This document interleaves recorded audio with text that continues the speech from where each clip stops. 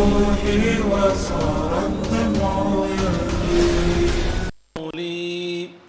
اللهم صل على محمد وعلى آل محمد كما صليت على إبراهيم وعلى آل إبراهيم إنك حميد مجيد. اللهم بارك على محمد وعلى آل محمد كما باركت على إبراهيم وعلى آل إبراهيم إنك حميد مجيد. محترم بزرگوں اور ملت کے نوجوانوں، جیسا کہ آپ جانتے ہیں سیرت النبی صلی اللہ علیہ وسلم پر دروس کا سلسلہ جاری ہے۔ کل کے درس میں ہم لوگوں نے جانا رسول پاک صلی اللہ علیہ وسلم پر وحی کا نازل ہونا، پھر آپ صلی اللہ علیہ وسلم کا پریشان ہونا، پھر حضرت خدیجہ رضی اللہ تعالی عنہ کا دلاسا دینا، ورقہ ابن نوفل کے پاس لے جانا، پھر آپ صلی اللہ علیہ وسلم کو تسلی ہونا، پھر وحی کا رک جانا، پھر دوسری مرتبہ وحی کا چالو ہو جانا، اور آپ صلی اللہ علیہ وسلم کا علی اعلان کرنا کوہ صفا پہ چڑھ کر سب لوگوں کے سامنے، پھر سارے لوگوں کی مخالفت، یہ ساری چیزیں ہم لوگوں نے کل کے درس میں جانا۔ آج ہم اسی سلسلے کو آگے بڑھاتے ہوئے جاننے کی کوشش کریں گے کہ مشرکین مکہ کا رد عمل کن کن طرح سے تھا۔ اللہ کے رسول صلی اللہ علیہ وسلم کو 40 سال ہو چکے تھے مکہ مکرمہ میں زندگی گزارتے ہوئے، اور سارے لوگ اللہ کے رسول کو نیک نوجوان جانتے تھے۔ آپ صلی اللہ علیہ وسلم کو سب سے زیادہ سچا، سب سے زیادہ امانتدار، سب سے زیادہ شریف ان لوگوں کا ماننا تھا، اور یہ وہ مانتے تھے۔ اور قرآن نے واضح طور پر کہا ہے کہ اپنی اولاد سے زیادہ رسول پاک کو وہ جانتے تھے کہ یہ کتنے سچے ہیں، کتنے پکے ہیں۔ اور بعض روایتوں سے یہ بھی معلوم ہوتا ہے کہ ان کو یقین تھا، ان کو معلوم تھا کہ یہ اللہ کے نبی بھی ہیں۔ جاننا الگ چیز ہے لیکن ماننا الگ چیز ہے، مانتے وہ نہیں تھے۔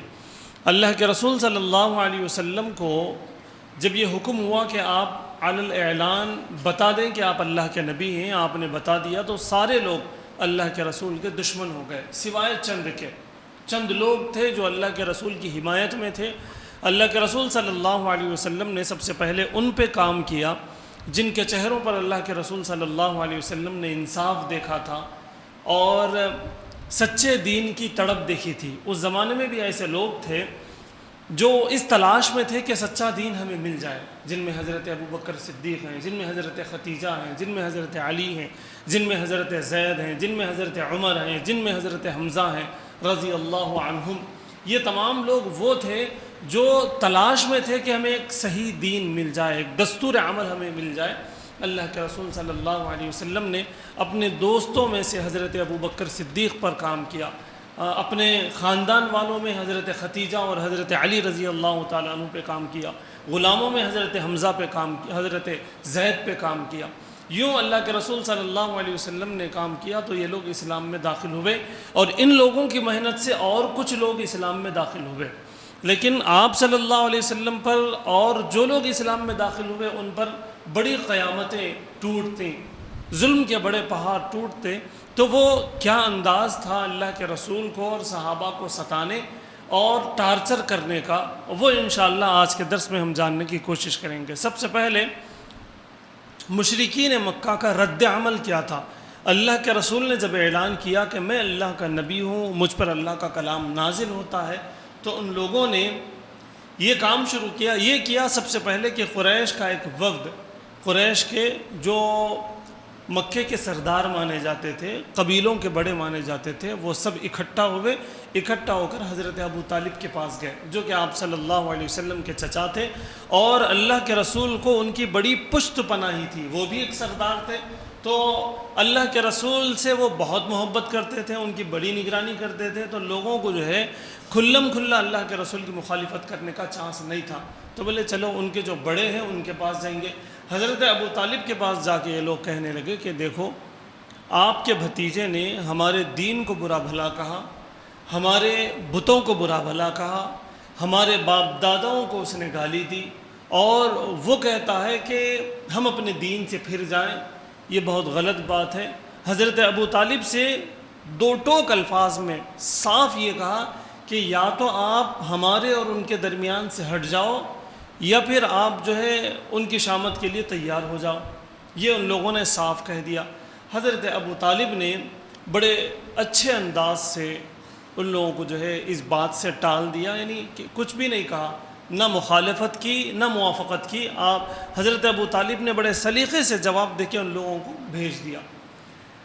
اس کے بعد ان لوگوں نے سوچا کہ حضرت ابو طالب تو کچھ بھی نہیں کر رہے، چونکہ وہ سردار تھے، اگر وہ بیچ میں ہیں تو وہ آپ صلی اللہ علیہ وسلم کو اور صحابہ کو باضابطہ کچھ کر نہیں سکتے تھے۔ اس لیے اب ان لوگوں نے دوسری رننیتی استعمال کی، اور ان لوگوں نے ابھی 2-4 مہینے ہوئے تھے کہ حج کا موسم آ گیا۔ اس وقت بھی حج ہوا کرتا تھا۔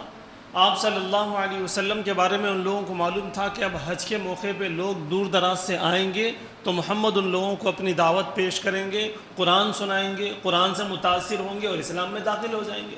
اب کیا کیا جائے؟ سب لوگ جمع ہو کے ان لوگوں نے یہ پلان کیا کہ اب حج کے لیے جب لوگ آئیں گے تو ہم لوگوں کو اس بات کی اطلاع دیں گے کہ یہ محمد جو ہے کیا ہے، اس کے لیے ہمیں مشورہ کرنا ہے۔ اور یہ مشورہ کیا گیا ولید ابن مغیرہ کے نگرانی میں، ولید ابن مغیرہ کے گھر پہ۔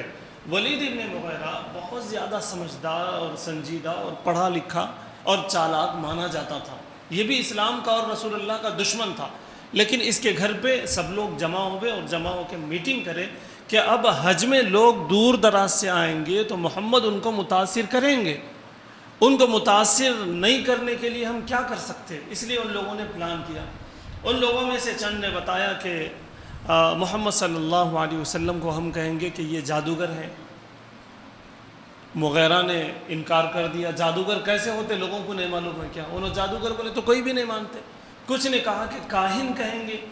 پھر مغیرہ نے کہا کہ ولید ابن مغیرہ نے کہا کہ کہانت کی کوئی اینگل ان کے اندر نہیں ہے، کوئی بھی نہیں مانتے اگر ان کو تم کاہن کہیں گے۔ کچھ لوگوں نے کہا کہ ہم ان کو پاگل بولیں گے، بولے وہ پاگلوں جیسی بات ہی نہیں کرتے، پاگلوں جیسا رہتے ہی نہیں، کون مانیں گے؟ ہر چیز ایک چیز آتی گئی، لیکن اللہ کے رسول کو 40 سال سے لوگ دیکھ رہے تو کوئی بات فٹ نہیں ہو رہی۔ مجبوراً ان سب لوگوں نے مل کے ولید ابن مغیرہ سے کہا کہ چلیے آپ ہی بتا دیں کہ ہم کیا کہیں۔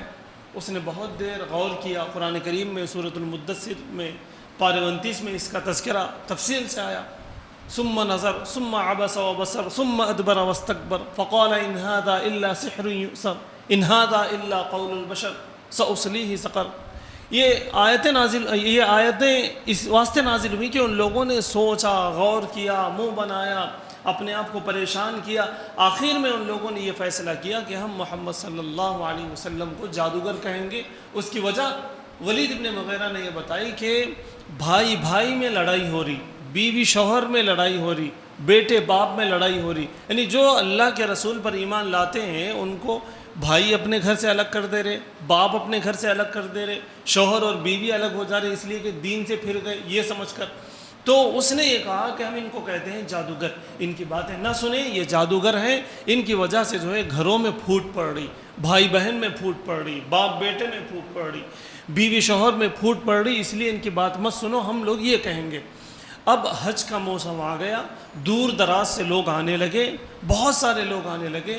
اللہ کے رسول صلی اللہ علیہ وسلم جہاں جہاں جا کر اپنی بات پیش کرتے، وہاں وہاں یہ کفار مکہ آتے اور کہتے کہ یہ تو پاگل ہے، یہ تو جادوگر ہے، اس کی بات نہ سنو، یہ تو جادوگر ہے، اس کی بات نہ سنو۔ اور ان لوگوں نے اپنے کارندوں کو ایسا پھیلایا، گراؤنڈ پہ ایسا ان لوگوں نے کام کیا کہ حج کے اندر جتنے لوگ آئے تھے، جہاں جہاں سے آئے تھے، ان سب کو یہ انفارمیشن دی کہ یہاں ایک محمد ابن عبداللہ ہے، وہ جادوگر ہے، وہ دین سے پھر گئے ہیں، اگر ان کی بات سنیں گے تو تم بھی دین سے پھر جاؤ گے، بڑے نقصان میں رہو گے، تم ان کی بات نہ سنیں۔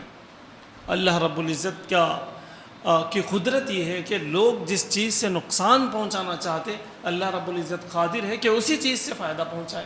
اس سے فائدہ یہ ہوا کہ عرب کے جتنے لوگ یہاں آئے تھے ان سب کو اللہ کے رسول صلی اللہ علیہ وسلم کے بارے میں اطلاع مل گئی، انفارمیشن مل گئی۔ آپ صلی اللہ علیہ وسلم تو چند لوگوں کے پاس گئے، لیکن وہ لوگ سب کے پاس گئے اور جا کے برائی کرنے لگے، لیکن ایک چرچا پورے عرب میں ایک چرچا ہو گیا کہ ایک محمد ہے، انہوں نے نبوت کا دعویٰ کیا ہے، ان کی بات سننی چاہیے، غور کرنا چاہیے۔ بعض لوگ مخالفت میں رہے، لیکن بہت سے لوگ ایسے تھے کہ بھئی بات تو سنیں، ان کے بارے میں تو 40 سال تک سنا گیا ہے، بہت سچے ہیں، اب اگر یہ کچھ کہہ رہے ہیں تو بغیر دلیل کے نہیں کہہ رہے ہوں گے۔ اس لیے لوگوں کے اندر یہ تشویش ہوئی کہ ان کو سننا چاہیے۔ یہ دونوں چیزیں بہرحال وہاں پر ہوئی اور قافلہ آگے بڑھتا گیا۔ اس کے بعد تیزی ہو گئی، جس دھیرے انداز سے اسلام پھیل رہا تھا اور لوگ مسلمان ہو رہے تھے اس میں تیزی آ گئی، لوگوں کو معلوم ہوا، گویا کہ یہ بات وائرل ہو گئی، لوگ آتے گئے، آپ صلی اللہ علیہ وسلم کے بارے میں معلوم کرتے گئے اور ان کے ہاتھ پہ اسلام قبول کرتے گئے۔ ان لوگوں نے اور مختلف محاذ آرائیاں کی۔ اب کفار مکہ کو اور جو ہے میری آپ کی زبان میں اور جل گئے، وہ لوگ اور پریشان ہو گئے۔ اب یہ لوگ اور پلاننگ کرنے لگے کہ اب ہمیں اور کیا کرنا چاہیے۔ اس میں سے ان لوگوں نے سب سے پہلی چیز یہ کی کہ آپ صلی اللہ علیہ وسلم اور جو صحابہ، آپ صلی اللہ علیہ وسلم کی نرینہ اولاد نہیں تھی، یعنی ان کی نسل آگے بڑھنے والی نہیں تھی، بظاہر ان لوگوں نے ایسا سمجھا۔ صحابہ اکرام جو تھے اس وقت وہ عام طور سے 90-95% جو صحابہ اکرام تھے وہ غریب تھے جنہوں نے اسلام قبول کیا۔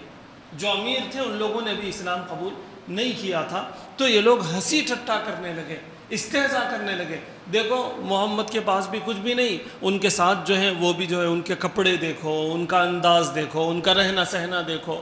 اگر یہ نبی ہوتے تو اللہ تعالیٰ ان کے واسطے من و سلوہ پیش کرتے، ان کے لیے لباسیں اترتی، ان کے لیے جو ہے پیسے اترتے۔ یہ بالکل جو ہے ایسے میلے کچیلے اور بالکل جو ہے غریب لوگ ہیں، ایسا ان کا استہزاء اڑایا جاتا، مذاق اڑایا جاتا، تاکہ دوسرے جو لوگ ہیں وہ اللہ کے رسول کے قریب نہ ہو جائیں اور اسلام قبول نہ کریں۔ ایک حد تک ان لوگوں نے اس میں کامیابی حاصل کی۔ اس کے بعد بعض لوگ ایک دوسرا حربہ ان لوگوں نے استعمال کیا، وہ یہ کہ آپ کی تعلیمات اور آپ کی شخصیت پر اعتراض کرنے لگے۔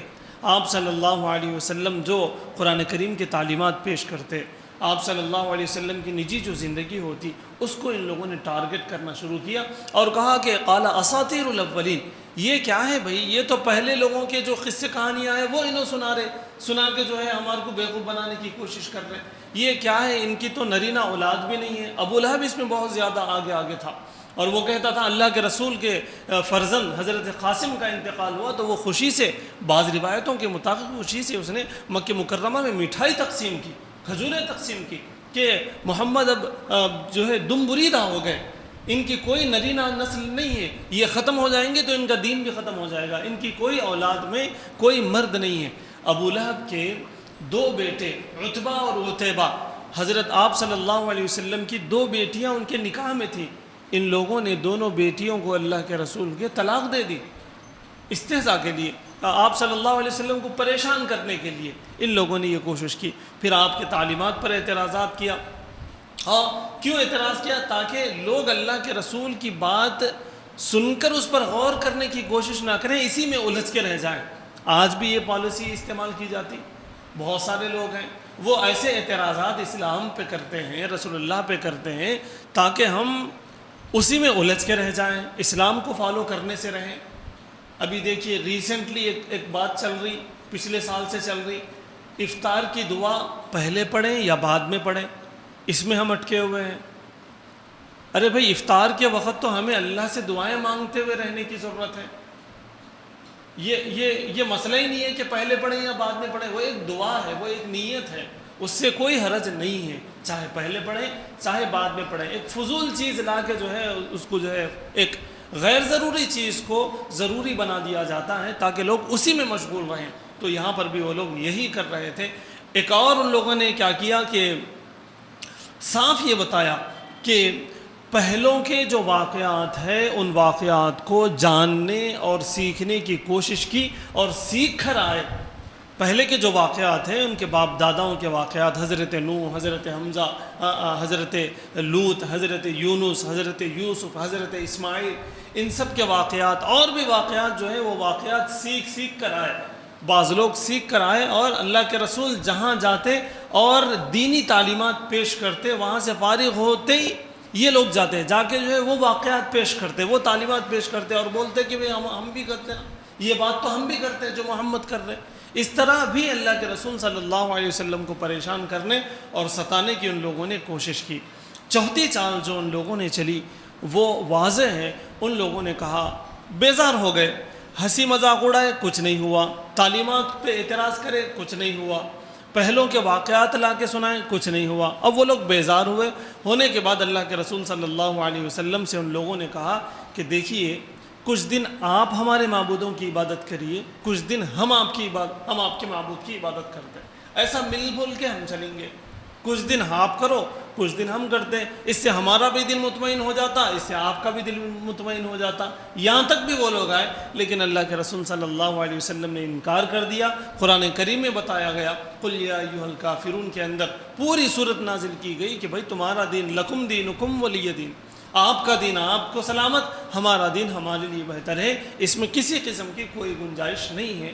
آج کل اسی کو دلیل بناتے ہوئے یہ کہا جاتا بھائی کل ہولی ہے، ہولی کھیلنے کی اجازت نہیں ہے، نہ اس کی مبارکباد دینے کی اجازت ہے. گنیش وسرجن یا نمرجن ہے، اس کے اندر کوئی مسلم جو ہے برائڈ مائنڈڈ اپنے آپ کو سمجھتے، جانے کی کوشش کرتے، کوئی گنجائش نہیں ہے جانے کی. اسی طرح سے کوئی بھی تہوار ہو، کرسمس ہو یا کوئی بھی تہوار ہو، مسلمانوں کو اس میں شریک ہونے کی اجازت نہیں ہے. اللہ کے رسول صلی اللہ علیہ وسلم کو باضابطہ انکار کروایا گیا ہے. اب یہ ساری چالیں ان کی بیکار ہو گئیں تو اللہ کے رسول صلی اللہ علیہ وسلم کو اور صحابہ کو بہرحال وہ ستاتے رہے. اللہ کے رسول نے ایک فیصلہ فرمایا، دار ارقم کا ایک فیصلہ فرمایا. وہاں ایک صحابی کا گھر تھا، اس گھر میں سب لوگوں کو جمع کرتے اور وہاں پر دینی تعلیمات دیتے. یہ خفیہ طور پہ ہو رہا تھا، ان لوگوں کو معلوم نہیں تھا، کفار کو معلوم نہیں تھا کہ یہاں پہ تعلیمات چل رہے، لیکن الحمدللہ وہاں پر تعلیمات چلتے رہے. جو مسلمان ہونا چاہتے، جو اللہ کے رسول سے فائدہ اٹھانا چاہتے، وہاں دار ارقم میں آتے اور آ کے اللہ کے رسول صلی اللہ علیہ وسلم سے فائدہ اٹھاتے. یوں آہستہ آہستہ آہستہ دین کا جو دائرہ تھا وہ پھیلتا گیا اور کفار مکہ بہت پریشان ہوئے اور ایذا رسانیوں میں تیزی ان لوگوں نے کی. اللہ کے رسول کو ستاتے، صحابہ کرام کو ستاتے، صحابیات کو ستاتے، بچوں کو ستاتے، بوڑھوں کو ستاتے، سب کو ایک دم ستانا شروع کیا.